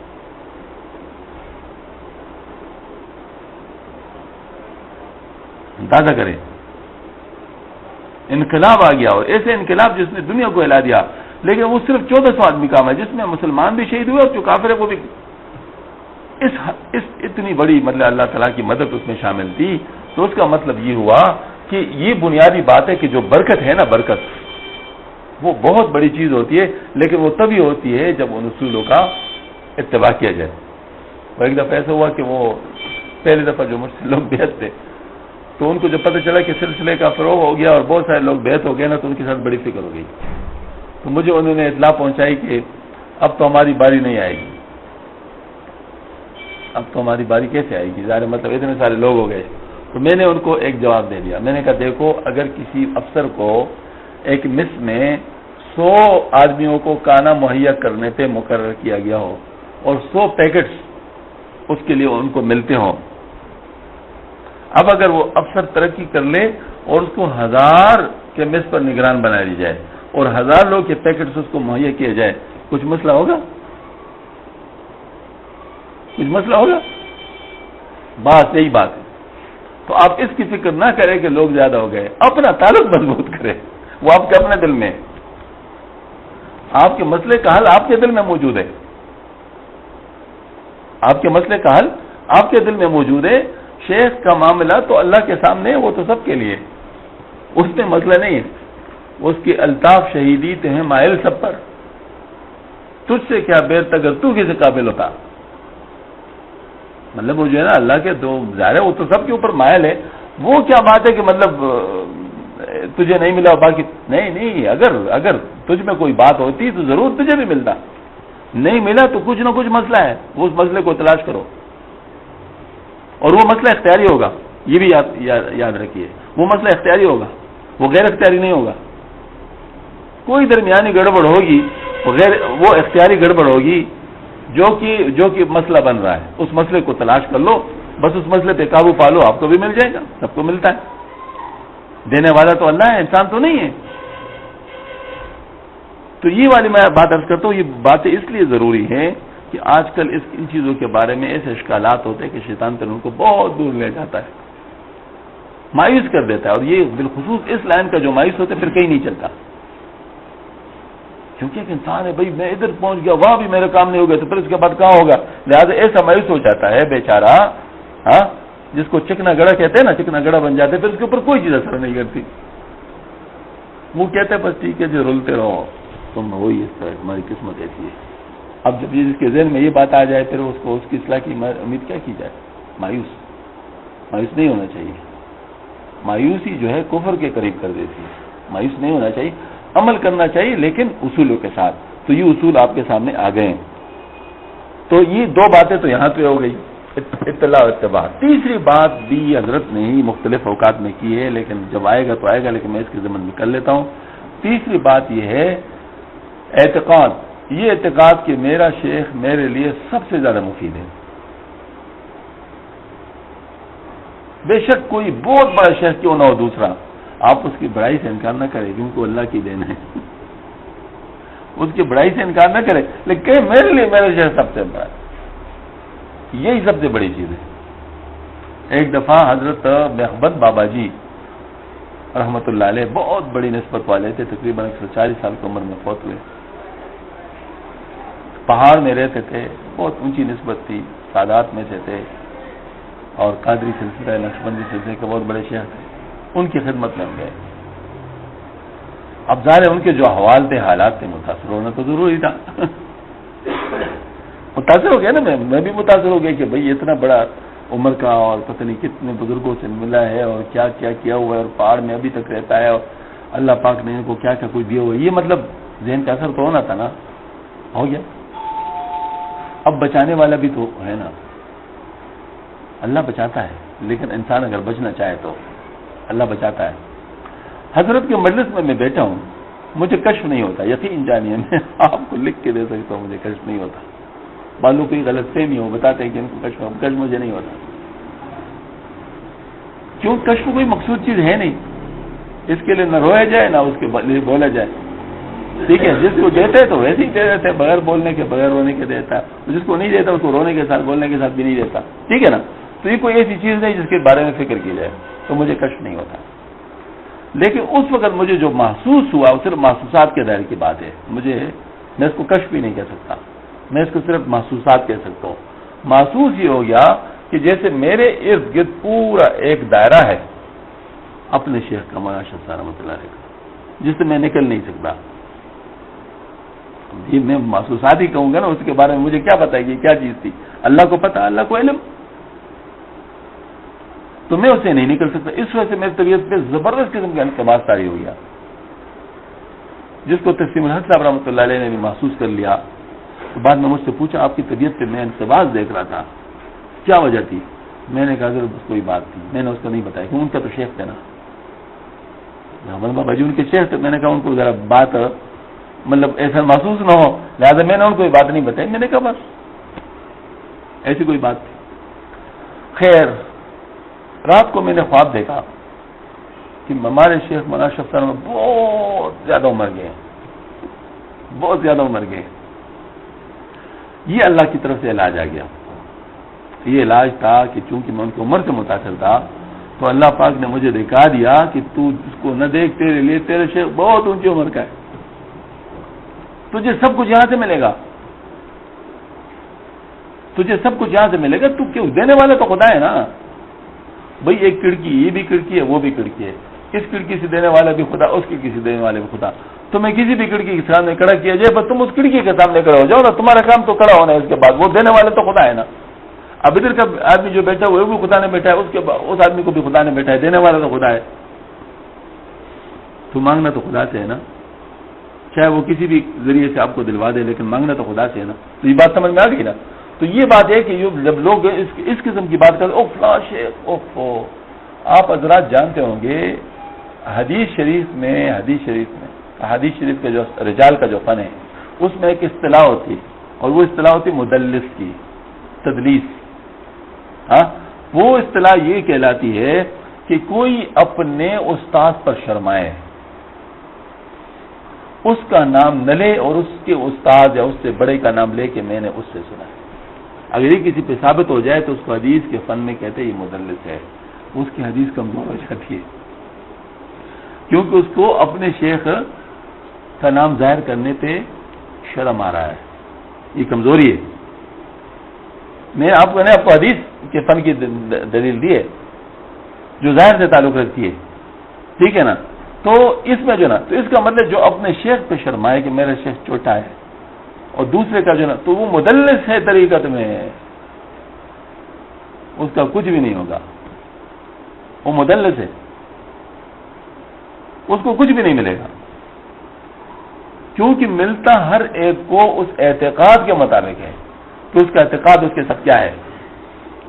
جس کا اعتقاد جس درجے کا ہوگا اس درجے کا اس کو ملے گا. لہذا کہتے ہیں ہمارے اکابر نے لکھا ہے کہ اپنے شیخ کو تمام مشائخ سے اپنے لیے زیادہ مفید سمجھو، آپ کو اسی کے مطابق ملے گا.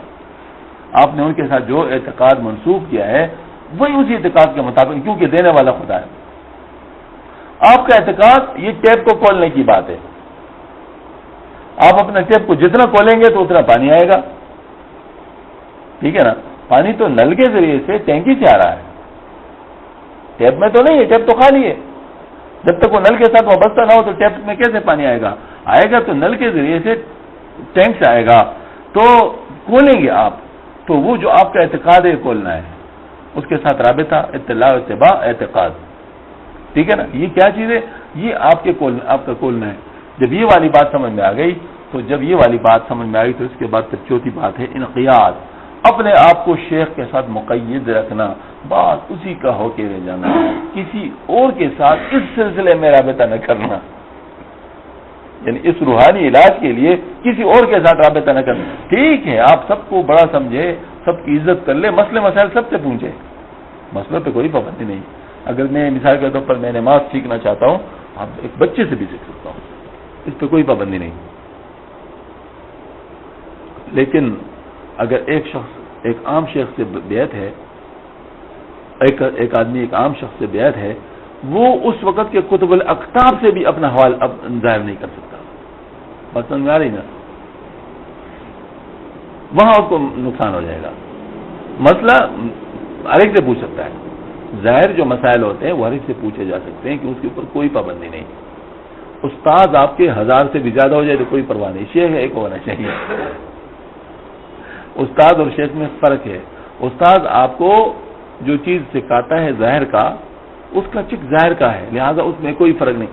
لیکن جو شیخ والا معاملہ ہے یہ آپ کے دل کی تاروں کو چڑھ رہا ہے، یہ والا معاملہ گڑبڑ ہے. اگر یہ آپ نے کئی لوگوں کو لگا دیا، ایک اس طرف کھینچے گا دوسری طرف کھینچے گا، درمیان میں آپ کا حشر ہو جائے گا، پھر کیا کرو گے؟ تو اپنا دل کو ایکسپوز نہ کرو سب کے سامنے، دل کو ایکسپوز نہ کرو، یہ معاملہ جدا ہے. ہاں علمی لائن وہ آپ سے کھلا ہے، اور یہ معاملہ بہت کم لوگ سمجھ میں آتے، بہت کم لوگ سمجھ میں آتے. ابھی میں آپ کو ایک مثال دیتا ہوں. ہمارے یہاں پر پلمبنگ کا مسئلہ ہے. ابھی کچھ جگہوں پہ پانی وانی، ہاں نماز سب چلے گئے.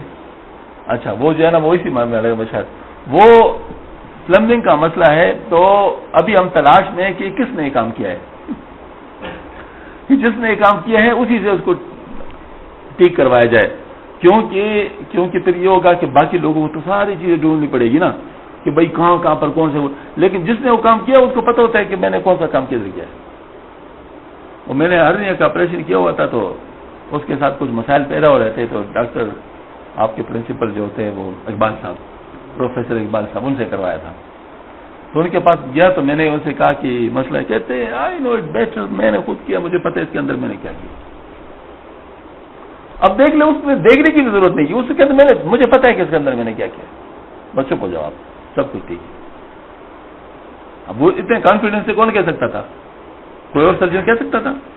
بے شک اس سے بڑا سرجن ہو وہ کہہ سکتا تھا؟ وہ نہیں کہہ سکتا تھا، کیونکہ اس کو پتہ ہی نہیں تھا. وہ تو اس نے پھر دوبارہ دیکھنا تھا، چاہے وہ الٹرا ساؤنڈ کے ذریعے دیکھے، چاہے کسی اور ذریعے سے دیکھے، چاہے دوبارہ آپریشن کر کے دیکھے.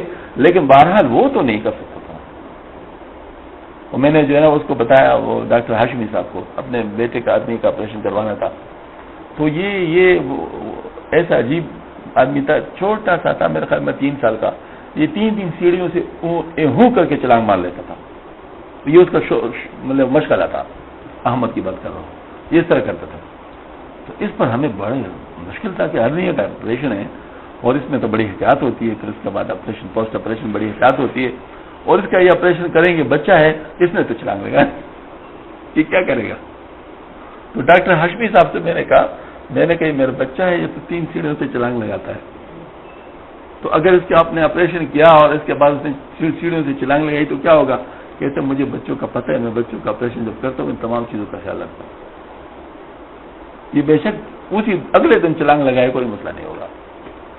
ٹھیک ہے جی, الحمد للہ وہ ٹھیک ہی ہو گیا. تو میں عرض کرتا ہوں یہ ہوتے ہیں, مطلب ہر چیز کا جو ماہر ہوتا ہے وہ اس چیز کو جانتا ہے کہ میں علاج کس کا کر رہا ہوں, اور دوسری بات یہ ہے کہ میں نے اس میں کیا کیا ہوا ہے. آپ دیکھ لیں, ایک ڈاکٹر کے پاس جاتے ہیں, وہ آپ کا فیملی ڈاکٹر ہے, آپ اسی کے پاس جاتے ہیں اور آپ اس کو سب کچھ, آپ اس سے دوائیاں وغیرہ کراتے ہیں, علاج وغیرہ کرواتے رہتے ہیں. اب کسی وقت آپ کو کوئی مسئلہ ہوا تو آپ کسی بھی ڈاکٹر سے ٹیلی فون پر مشورہ لے کر وہ علاج نہیں کروا سکتے, ایڈوائزیبل نہیں ہے جب تک وہ چیک نہ کرے. لیکن جو آپ کا فیملی ڈاکٹر اسے کروا سکتے ہیں, کیونکہ وہ آپ کے رگ رگ کو جانتا ہوتا ہے کہ آپ کے ساتھ کیا کیا مسائل ہیں. آپ نے کہہ دیجیے اب تو میرا یہ مسئلہ ہے, انہوں نے کہا نہیں اس کے ساتھ یہ کر لو, بس یہ دوائی دو, ٹھیک ہو جائے گا. کبھی کہتے نہیں اس کو دوائی دینے کی ضرورت نہیں, یہ ویسے مسئلہ ہے. کیوں؟ اس کو اتنا سارا ڈیٹا آپ نے دے دیا ہے, اتنی ساری انفارمیشن آپ کی اس کے پاس ہے کہ وہ آپ کو دوبارہ تازہ انفارمیشن کی اس کو ضرورت نہیں ہے. وہ بس ٹھیک ہے اپنے علم کو بصیرت کے ذریعے سے اس نئی سچویشن کے اندر وہ فوراً فیصلہ کر سکتا ہے. یہی ایک شیخ کا بھی ہوتا ہے کہ جس شیخ کے ساتھ آپ کا مستقل تعلق ہوتا ہے, وہ بعض دفعہ آپ اس کے سامنے گزریں گے نا تو اس کو پتہ چل جائے اس کے ساتھ کیا ہو گیا ہے, اس کے ساتھ کیا مسئلہ ہے. وہ اس کے حوالے اس کے اوپر اللہ تعالیٰ آپ کے حوالے اس کے اوپر کھول دیں گے ان کے اوپر. تو اس کا مطلب یہ ہوا کہ یہ چیز جو ہے نا لازمی ہو گئی کہ شیخ ایک ہونا چاہیے, استاد صحیح ہو سکتے ہیں. یہ بات بہت ہی زیادہ ضروری ہے. تو 4 چیز حضرت خواجہ عزیز الحسن مجذوب رحمۃ اللہ علیہ نے اس کے بارے میں ارشاد فرمایا ہے. 4 ایک بیت میں فرمایا, 4 حق مرشد کے ہیں رکھ ان کو یاد, اطلاع, اتباع, اعتقاد و انقیاد.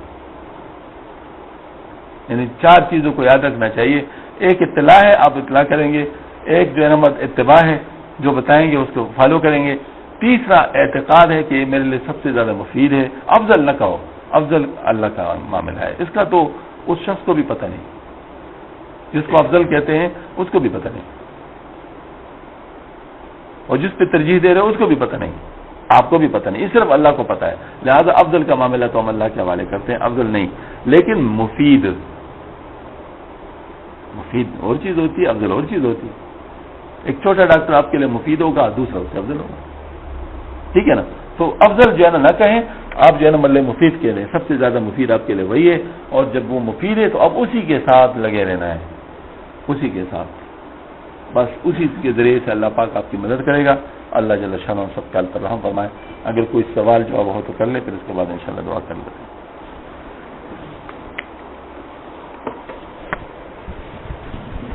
کوئی سوال وغیرہ ہو کسی طرح ریلیونٹ کوشچن, ادھر ادھر کی نہیں, کیونکہ وہ پھر اس کا مطلب ہے کہ وہ وقت دوسری چیزوں میں لگ جائے گا.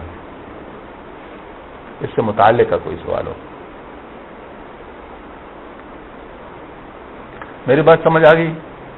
وہ تینوں چیزیں سمجھ میں آ گئی, 3 جو کلیات تھے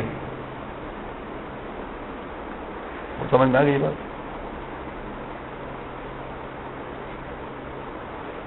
کوئی سوال ہے؟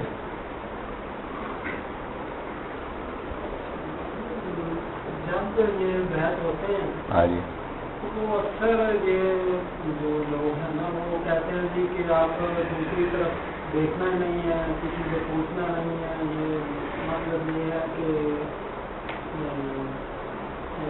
اگر آپ نے سوچا بھی کسی اور کا تو وہ شرک میں آ جائے گا, یا اس طرح سے سخت الفاظ بولتے ہیں. اچھا ٹھیک, پہلی اٹیمپٹ میں یہ آپ نے اچھا سوال کیا. اس میں واقعی ایک طرف میرا دھیان نہیں رہا, اگرچہ آپ نے وہ سوال نہیں کیا, لیکن اس سے میرا ذہن ایک خاص بات کی طرف چلا گیا, تو وہ میں عرض کرتا ہوں. وہ یہ ہے کہ یہ میں نے آپ کو ساری انتظامی باتیں بتائی ہیں, انتظامی باتیں ہیں. انتظامی باتیں یہ ہے کہ اس طریقے سے آپ زیادہ بہتر طریقے سے حاصل کر سکتے ہیں، ٹھیک ہے نا. اب اگر اس کے اوپر کوئی عمل نہیں کرتا تو وہ کتنا ڈیویشن کر رہا ہے اس کی وجہ سے اس کو اتنا نقصان ہو سکتا ہے. ٹھیک ہے. باتیں بعض دفعہ عوام کے لیے سخت بنا دیتے ہیں تاکہ عوام، چونکہ عوام کو آپ کو پتہ ہے نا، ہمارے مولانا شاہ صاحب فرماتے تھے کہ نماز کے اندر آپس میں ایک دوسرے کے ساتھ ملنے کے لیے کچھ گنجائشیں ہیں. انسان ایک دوسرے کے ساتھ کھڑا ہو سکتا ہے، آگے پیچھے ہو سکتا ہے، اس کی کچھ گنجائش ہے، اس کے کچھ طریقے ہیں. لیکن اگر ہم عوام کو یہ بات بتائیں تو نماز کو کبڈی بنا لیں گے. تو کبڈی بناتے ہی نہیں بناتے. پھر جو لوگ عوام ہے اور ان چیزوں میں درمیان میں مداخلت کرتے ہیں پھر وہ نماز کو کبڈی بناتے ہی نہیں بناتے. تو یہی بات ہے کہ عوام کو آپ کچھ اسٹرکٹ رولز بتاتے ہیں، اس میں بعض لوگوں سے ذرا تشدد بھی ہو جاتا ہے کہ وہ ذرا تھوڑی سی سختی کے ساتھ بتاتے ہیں تاکہ وہ ذرا پروہیبٹڈ ایریا میں نہ چلے جائیں. ہاں جی، پروہیبٹڈ ایریا میں نہ چلے جائیں تاکہ جو نا مطلب یہ کہ نقصان نہ ہو. تو اس وجہ سے الفاظ بعض دفعہ سخت ہو جاتے ہیں، لیکن حقیقت یہ ہے کہ صرف انتظامی بات ہے جس طریقے سے میں نے بتا دی. البتہ اس میں ایک اور انتظامی بات ہے. ایک شخص سے کسی بزرگ سے بیعت ہوا لیکن اب اس کے ساتھ اس کا کوئی رابطہ ہے نہیں اور ہو نہیں سکتا، یا فوت ہو گئے یا فوت نہیں، بہت کمزور ہے، اس کے ساتھ رابطہ نہیں ہو سکتا. کمزور نہیں لیکن ایسی جگہ پر ہے جہاں اس کے ساتھ رابطہ نہیں ہو سکتا. مختلف وجوہات ہو سکتی ہیں. ایسی صورت میں تصوف ہی کے اندر ایک پروویژن ہے، اور وہ پروویژن یہ ہے شیخ تعلیم کی، کہ اس وقت آپ جو ہے نا جب دیکھتے ہیں کہ بھئی اب جو ہے نا مطلب میرا ان سے رابطہ نہیں ہو سکتا، تو آپ کسی اور شیخ کو جس کے ساتھ آپ یہ کمٹمنٹ کر سکتے ہیں اور آپ ان کے ساتھ اس طریقے سے 4 چیزیں ارینج کر سکتے ہیں، اطلاع، اتباع، اعتقاد و انقیاد، تو پھر صرف اسی کو کر لو، پھر وہی آپ کا شیخ کی طرح ہو جائے گا، بے شک آپ نے بیعت نہ کی ہو. لیکن پھر یہ نہیں کہ آپ کبھی ادھر کبھی ادھر، یہ والی بات نہیں ہوگی. پھر اس کے ساتھ ایسا معاملہ کریں گے. لیکن یہ ریئر کیس ہوتا ہے، یہ ایک مطلب جس کو عام قاعدہ نہیں ہے. عام قاعدہ اگر اس کو بنا لیں گے تو پھر وہی مسئلہ ہو جائے گا. تو بعض صورتوں میں بعض کے مشائخ کے ساتھ رابطہ نہیں ہو سکتا. جیسے مولانا خان محمد صاحب دامت برکاتہم بہت بڑے شیخ ہیں، بہت بڑے شیخ. اس کو کچھ عرصہ پہلے ہم بھی گئے تھے حضرت کے ساتھ ملنے کے لیے، الحمدللہ ہم بھی حاضر ہو گئے تھے. ہمارے سب کے بزرگ ہے، ہماری دعاؤں کی جگہ ہے. لیکن حضرت آج کل اس دور میں ہے کہ وہ تربیت والی بات جو ہے نا، وہ اس کے لیے رابطہ رکھنا حضرت کے ساتھ بڑا مشکل، کیونکہ بہت معذور ہے، بہت زیادہ عمر کے لحاظ سے، لہٰذا ان کی تمام چیزیں جو ہے نا وہ موقوف ہیں اور ان کے ساتھ رابطہ رکھنا بڑا مشکل. اس وجہ سے بہت سارے جو حضرت سے بیعت شدہ حضرات تھے ان کا میرے ساتھ رابطہ ہے. لیکن میں نے ان کو صاف بتایا کہ اب شیخ ان کو مانو، لیکن تعلق میرے ساتھ ایسے رکھو جیسے شیخ کے ساتھ ہوتا ہے. پھر گڑبڑ نہیں کرنا کہ کبھی ادھر کبھی ادھر، یہ والا مسئلہ نہیں ہوگا. پھر رہنا ہے تو پھر یہاں ٹھیک طریقے سے رہنا ہے. تو ان میں سے بعض لوگوں کو بہت فائدہ ہوا الحمدللہ، بہت زیادہ فائدہ ہوا الحمدللہ، کیونکہ دینے والا اللہ ہے تو ان کو بڑا فائدہ ہوا. ایسی چیزیں تو ممکن ہے، اس کو شیخ تعلیم کہتے ہیں. لیکن یہ ریئر کیسے ہے، مطلب یہ جنرل کیس نہیں ہے. اور کوئی سوال؟ یہ ریلیونٹ چیز تھی. اور کوئی ریلیونٹ کوشچن؟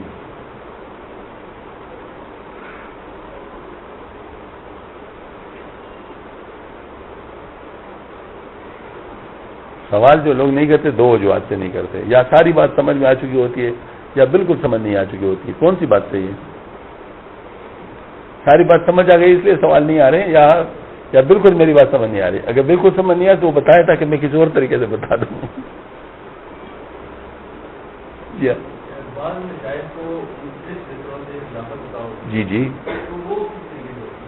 ہاں، یہ اصل میں حضرت یہ بھی عملی سوال ہے. دیکھیے جو طریقت ہے نا، یہ یوں سمجھ لیجئے کہ سیٹ آف رولز پروسیجر ہے. جیسے ہومیوپیتھی ہے، حکمت ہے، ایلوپیتھی ہے، ایکوپنکچر ہے، یہ مختلف ڈاکٹری کے لائن کے طریقے ہیں. اب ایک آدمی بیک وقت حکیم بھی ہے اور ایلوپیتھی کا بھی ماہر ہو سکتا ہے نہیں ہو سکتا؟ ہو سکتا ہے نا. تو اگر ایسا ہو سکتا ہے تو عین ممکن ہے کہ وہ شخص جس کو حکمت سے زیادہ فائدہ ہوتا ہے. یہ بات بالکل طے شدہ ہے. ڈاکٹر حضرات بیٹھے ہوئے ناراض نہ ہو جائیں، لیکن بہرحال میں عرض کرتا ہوں کہ جتنے بھی جو میڈیکل کے لائن کی باتیں ہیں اس میں یہ بات ہوتی ہے کہ بعض چیزوں میں بعض آگے ہوتے ہیں. مثلا بعض چیزوں میں حکمت زیادہ آگے، بعض چیزوں میں ڈاکٹری کی لائن زیادہ آگے ہے. اب حکمت والوں کے پاس جراحت والی لائن نہیں ہے، سرجری کی ان کے پاس رہی نہیں، تو سرجری میں تو ایلوپیتھی کے پاس آئیں گے. ہاں، لیکن بہرحال یہ کہ بعض چیزیں ایسی ہیں، بعض امراض، بعض چیزیں مفردات جس کو ہم کہتے ہیں، اس میں حکمت والے بہت آگے ہیں، ابھی تک آگے ہیں. اور جرمنی میں اب اس کے اوپر پورے ریسرچ ہو رہا ہے، وہ اس معاملے میں کافی آگے جا رہے ہیں. ممکن ہے کہ وہ ایک نئی قسم کی چیز ڈیولپ ہی کر لیں. فارمیسی نہیں ہے، فارمیسی تو ان لوگوں نے بنا ہی لی. تو اب یہ میں عرض کرتا ہوں کہ یہ جو ہے چیز ہے کہ ایک شخص حکیم بھی ہو اور ڈاکٹر بھی ہو، تو وہ جب ضرورت سمجھے تو حکمت کے ذریعے علاج کر لے، جب ضرورت سمجھے تو ڈاکٹر. یہ نہیں کہ مکس کر لے ہو، لیکن یہ کر لے کہ جس چیز کو بھی کرے گا تو اسی کے اصولوں کے مطابق کرے گا. ڈاکٹری علاج ڈاکٹری اصول کے مطابق کرے گا، حکیمی کا علاج حکیمی کے اصول کے مطابق کرے گا. یہی بات ہے نا. اسی طریقے چشتیہ کے اپنے اصول ہے، نقشبندیہ کے اپنے اصول ہے، قادریہ کے اپنے اصول ہے، سروردیہ کے اپنے اصول ہے. تو جس شیخ کو اللہ تعالیٰ نے چاروں نسبت عطا کی ہوں تو پھر اس میں یہ ہوتا ہے کہ جو شخص بھی ان کے پاس آتے ہیں تو دیکھتے ہیں اس کی چشتی طریقے سے زیادہ بہتر چل سکتا ہے تو اس کو چشتیت میں لگا دیتے ہیں، اور جو نقشبندیت میں زیادہ بہتر چل سکتے ہیں اس کو نقشبندیت میں لگا دیتے ہیں، اس کو نقشبندیت میں لگا دیتے ہیں. جو قادریت میں زیادہ بہتر چل سکتے ہیں وہ قادریت میں، کیونکہ یہ مزاجوں کی بات ہے. بعض لوگوں کی مزاج چشتیت کے ساتھ زیادہ کمپیٹیبل ہوتی ہے، بعض کی قادریت کے ساتھ زیادہ کمپیٹیبل ہوتی ہے، بعض کی نقشبندیت کے ساتھ زیادہ کمپیٹیبل ہوتی ہے. تو یہ تو بڑی اللہ تعالیٰ کی نعمت ہے کہ چاروں چیزیں موجود ہو، تو جس کے لیے جو راستہ ہے وہی کر لیں، وہ تو زیادہ بہتر ہوتا ہے. تو اس وجہ سے جو ہے نا مطلب یہ جو چاروں نسبتیں جن کی اکٹھی ہوں تو ان سے علاج کرنا نسبتاً آسان ہوتا ہے، کیونکہ وہ دیکھتا ہے. اب ہمارے ہاں الحمدللہ چار اکٹھی ہیں تو ہم نے درمیان میں دو تقسیم کی ہے، موٹی تقسیم، بہت موٹی تقسیم. عورتیں تو سارے نقشبندی سلسلے میں چلتی ہیں، عورتیں ہماری جتنی بھی ہوتی ہیں وہ سب نقشبندی سلسلے میں چلتی ہیں. مردوں میں پھر فرق ہوتا ہے، مردوں میں کوئی چشتی ہے تو کوئی نقشبندی ہے تو کوئی ساتھی ہے کوئی کیا ہے، وہ اس میں پھر وہ ہم لوگ درمیان میں وہ کر لیتے ہیں فرق. لیکن عورتوں کے درمیان میں آج کل ہم فرق نہیں کرتے، عورتیں جتنی بھی آتے ہیں ان کو نقشبندی سلسلے پہ چلاتے ہیں. ہاں 3 عورتیں ایسی ہیں جن کی ابتدا چشتیت سے ہوئی تھی پھر بعد میں نقشبندی پہ چلائے گئے. تو ایسا ہوتا ہے، کبھی کبھی ریئر کیس آتے ہیں، اس طرح اسپیشل کیس آتے ہیں، لیکن بہرحال یہ ہے کہ یہ جنرل اصول اس کا ہی. جی حضرت.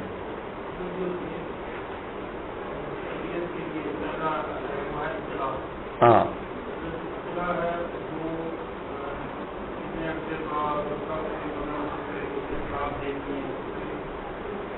ماشاء اللہ، بہت اچھا سوال ہے، پریکٹیکل سوال ہے. Unless and until emergency who, emergency تو ایسی چیز ہوتی ہے جیسے ڈاکٹروں کی ایمرجنسی ہوتی ہے تو اس کے لیے تمام قوانین و قواعد معطل کر دیے جاتے ہیں. اسپیشل کیس ہوتا ہے. تو ایک دفعہ ایک مریض کو ہارٹ اٹیک ہونے والا تھا ہمارے دفتر کا، تو بظاہر سمپٹمز جو تھے نا وہ ہارٹ اٹیک کے نہیں تھے، اس کو صرف گرمی لگ رہی تھی. لیکن جب ڈاکٹر کے پاس گیا اس نے اسٹیتھوسکوپ سے دیکھ لیا اور تھوڑا سا چیک کر لیا، ECG وغیرہ لے لیا تو پتہ چلے تو ہارٹ اٹیک آنے والا ہے. تو اس کو انسٹرکشن دیا، اس نے کہا گاڑی میں جاؤ اور کسی اشارے کی پرواہ نہ کرو. اشارے پہ جو پولیس والے روکتے کسی اشارے کی پرواہ نہ کرو، جتنی زیادہ سے زیادہ سپیڈ سے محفوظ طریقے سے جا سکتے ہو محفوظ طریقے سے زیادہ سپیڈ کے ساتھ جاؤ، فلاں اسپتال پہنچنے کی کوشش کرو. ادھر سے انہوں نے اسپتال کو فون کر لیا کہ میں آ رہا ہوں اور یہ فلاں چیزیں جو ہے نا مطلب یہ ہے کہ آپریشن تھیٹر میں جو ہے نا مطلب وہ تیار ہونی چاہیے. آپریشن تھیٹر نہیں کا مطلب ساری وہ جو اس کا جو ہوتا ہے نا وہ ایمرجنسی والے روم جو وہ چیزیں جو نا مطلب اس میں تیار ہونی چاہیے. ادھر سے یہ گاڑی پہ چلا، ادھر سے وہ پہنچے اور جاتے ہی اس کو ہارٹ اٹیک سیویئر ہو گیا جس سے وہ ڈر رہا تھا. بس ان نے پھر وہ شاک واک لگا دیے، غالباً تیسرے شاک پر جو ہے نا وہ آیا تھا. دیکھ لیں تو اس وقت ایمرجنسی میں کیا آپ کہہ سکتے 1 مہینے کے بعد مجھے دکھا دینا، مطلب یوں ایمرجنسی والی بات تھی نا. تو ایمرجنسی جب ہو تو اس کا تو یہ بات ہے کہ وہ تو پھر ٹیلی فون کے ذریعے سے، میسج کے ذریعے سے کسی بھی طریقے سے انسان معلوم کر سکتا ہے، لیکن ویسے جو ہے نا بہتر یہ کہ مہینے کے بعد اطلاع کر لیا کر، بہتر یہ ہوتا ہے۔ تھوڑا سا ذرا حالات اکٹھے ہو جائیں اور پروگرس نظر آ جائے، جیسے اب جب یہ جو ہوتے ہیں یہ جو تھائرائڈ ہارمونس وغیرہ، اب اس کی جب دوائی لیتے تو وہ بھی 6 ہفتے کے بعد اس کا وہ کرتے ہیں، ٹیسٹ کرتے ہیں کہ اچھا 6 ہفتے کے بعد یہ ذرا تھوڑا سا ریزنیبل فارمیٹ میں آ چکا ہوگا تو پھر اس کو دیکھتے ہیں۔ تو اسی طریقے سے ہم مہینے کا ذرا خیال رکھتے ہیں، ابتدا میں چلنے کا ہوتا ہے، پھر بعد میں مہینے کا ہوتا ہے۔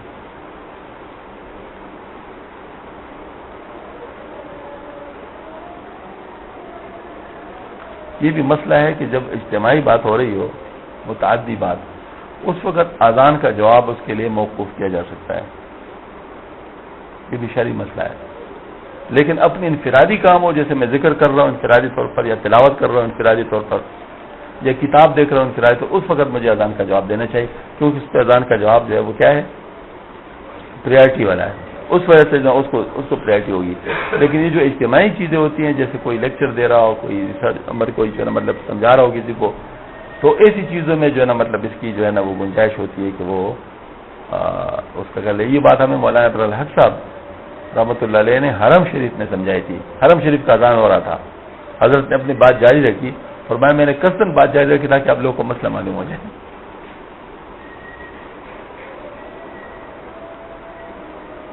یہ باتیں میں کیوں کرتا ہوں، یہ بھی ایک بات ہوتی ہے، شیطان ہمارے پیچھے لگا ہوتا ہے، جن کے ساتھ اصلاح کا تعلق ہوتا ہے ان کی معمولی باتیں شیطان بہت بڑا چڑھا کر پیش کرتی ہیں، دیکھیں یہ وجہ ہے، دیکھیں یہ اس نے تو یہ کیا، اس نے تو یہ کیا۔ عوام متاثر بھی چھوٹی چھوٹی چیزوں سے ہوتے ہیں اور بداعتقاد بھی چھوٹی چھوٹی چیزوں سے ہوتے ہیں، ان کا معاملہ اس طرح ہوتا ہے، بس پل میں ایک اور پل میں دوسرا، یہ والا مسئلہ ہوتا ہے۔ تو شیطان کے راستے کو روکا جاتا ہے۔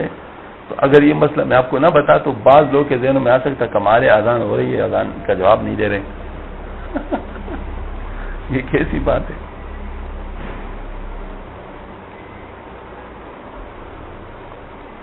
اور مشائخ کو اس طرح بتانا چاہیے۔ آپ صلی اللہ علیہ وآلہ وسلم ایک دفعہ اپنے ازواج مطہرات کے ساتھ تشریف فرما تھے، تو ایک یا دو صحابی گزر گئے، تو آپ صلی اللہ علیہ وسلم نے آواز دے کر اس کو واپس بلایا، فرمایا یہ تمہاری ماں فلاں ماں ہے۔ اس صحابی نے کہا یا رسول اللہ کیا مجھے آپ کے اوپر بد اعتمادی ہو سکتی تھی، بدگمانی ہو سکتی تھی؟ آپ سے ہم نے فرمایا اس لیے میں نے کیا کہ شیطان انسان کے رگوں میں خون کی طرح دوڑتا ہے اور وہ کسی بھی وقت انسان کو جو ہے نا وہ کر سکتا ہے۔ تو اس سے پتہ چلا کہ مشائخ کو بھی اس چیز کی حفاظت کرنی چاہیے کہ اگر کسی کو غلط فہمی ہو سکتی ہو اور اس کو دور کیا جا سکتا ہو، اس کو وقت پہ دور کر لے تاکہ جو ہے نا مطلب وہ اس کو نقصان نہ ہو، کیونکہ بنیادی کام تو نقصان سے بچانا اور فائدہ پہنچانا ہے نا۔ تو اگر کسی وجہ سے نقصان ہو رہا تو اس کو کیوں نہ دور کیا جائے؟ اتنا مستغنی بھی تو نہیں ہونا چاہیے نا۔